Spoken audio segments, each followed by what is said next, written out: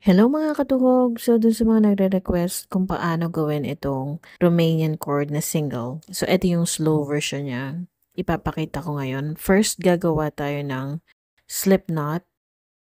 Tapos maluluwag lang ang gawin yung chain para madaling maisuksok yung stitches. By the way, medium weight yarn ang gamit ko at 3mm crochet hook.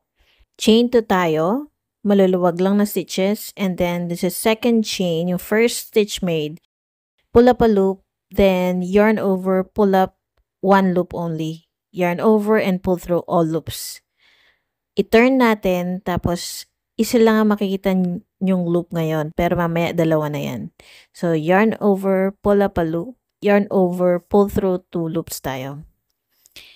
And then, pag baliktad natin, makikita mo, dalawa na yung loop. Yan ang repeating pattern natin. Yarn over and pull through 2, yarn over and pull through 2. Pag turn natin, makikita nyo, dalawa na ulit yan. So, ulitin lang natin yan hanggang sa makarating tayo dun sa haba na gusto natin na ginagawang strap. Ang gusto ko po sa ganitong strap is hindi siya nag-stretch. Ang gamit ko po ay 100% acrylic. Pwede nyo rin naman gamitan ng cotton. Meron akong ginawang bag na 8-ply. Tapos, syempre mas malaking hook ang gamit ko. Kaya, malaki siya. Kahit single Romanian cord lang yung gamit ko.